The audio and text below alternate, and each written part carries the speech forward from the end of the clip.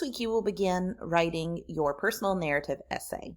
I wanted to take just a few moments to go over what a personal narrative is, what topics are available to you, and just some general pointers. So here's what the prompt says.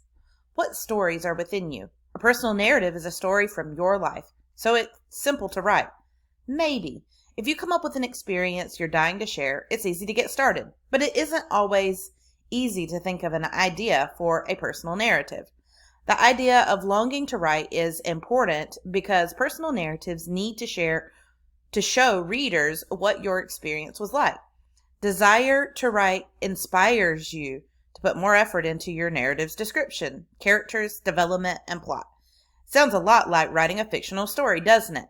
Both are narratives. They need to engage your readers and show them something unique. Personal narrative writing shows setting, people, actions, and feelings. When you write a personal narrative, you describe a story so that your reader sees, feels, and understands what you experienced. You show, rather than tell, readers a personal story. So, a couple of things to take away from just the general idea of a personal narrative that was touched on here, which is that a personal narrative is a story. So you will think about it in the same way that you would think about a fictional story. Each of the pieces of writing that you've read this semester in this class, whether it was Homeless or Superman and Me, or more recently, Salvation, all of those are personal narratives. They're essays that were written. They're narrative essays. They are telling a story about a moment or an experience that the writer had. They're all nonfiction, but they tell a story.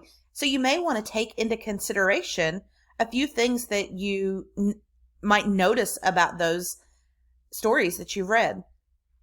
Each have vivid characters. Each has a beginning, a middle, and an end. Each shows descriptions of places and settings and people. Additionally, they use dialogue. So they're really telling a story. It sounds like a story. So I want you to keep that in mind when you're writing this essay. You don't want to simply tell your reader, oh, I fell in love for the very first time and it was so wonderful. We went to the movies. We went to Disney. We went to whatever. I don't know why I have these people going places, but you understand what I'm saying. You don't want to just tell this is what happened. It would be much better to limit your story to one specific event that happened and tell the story of that day or that moment so that you can really get into explaining what setting you're in and what conversation transpired. Now, you may say, but I don't remember exactly what we talked about. That's okay. As long as you have a general gist of what you want to present to the reader and you're trying to present it honestly, you're okay. You can fill in some of those details of what exactly was said. We understand that the human brain doesn't work 100% perfectly with memory of conversations. We remember what we remember and we don't what we don't. I want you to think about the stories that you read last week. Salvation, The Money, and the excerpt from Night. Each of those were personal narratives. Each of those provided really compelling things that happened to the characters, whether that was Langston Hughes or Elie Wiesel or Junot Diaz. They talked about things that happened that really had a profound effect on them. Earlier in the semester, in the past few weeks, you've been thinking about some important moments and who you are and what your personal philosophy is. I'm hoping that that has you thinking about yourself a little bit so that you're more prepared to think about a really important moment. That said, be careful what you share. Whatever you share needs to be something you're comfortable sharing, not only with me, but with your classmates, because you will do a Flipgrid video telling about what you wrote about. Additionally, if you were to reveal something in your writing that is illegal, like abuse or something of that nature, it would be mandatory that I report that information if it hasn't been resolved already. So just be mindful of the information that you provide in your personal narrative. Now, there are any number of topics that you can use. I provided you some that you can choose from. If you find yourself wanting to do something that's not listed here, that's fine, probably. So you have favorite school memory, worst school memory, a frightening story, something that happened just between friends, a family story, a journey that you took, a first love, a success story, a personal failure, an accident, something that's unresolved, an international or national event or incident, a change the world experience, anything that you really feel like you can really get into what that experience was like will work. And these 13 options give you a lot of leeway as to what you talk about. This essay will be a little bit different than previous essays you've written in that while the essay will have a point, there's something you will want your reader to take away. So it technically has a thesis.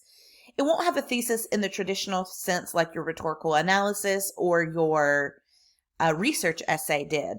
You're not going to say something like, and because of this, it's imperative that you go visit Disney, right? We don't need some sort of position that you're taking for this essay in that sense.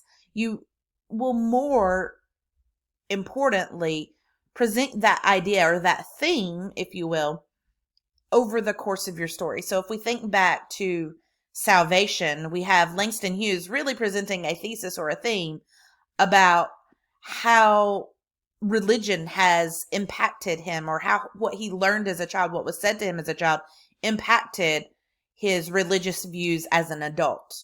So that's more what the thesis there is. I've provided resources for you to kind of some tips and some ideas for maybe getting started. This essay is worth 100 points, and it should be no fewer than 750 words and around 1,000 word maximum. If you go a little bit over, that's okay. You do need at least 6 paragraphs. This is an intro, 4 bodies, and a conclusion. Again, this might not look like your traditional introductory paragraphs, body paragraphs, and conclusions, because again, it will flow like a story. You do want to start the story in some sort of introductory way, but you could start right in the middle of the action. That's often very effective in writing.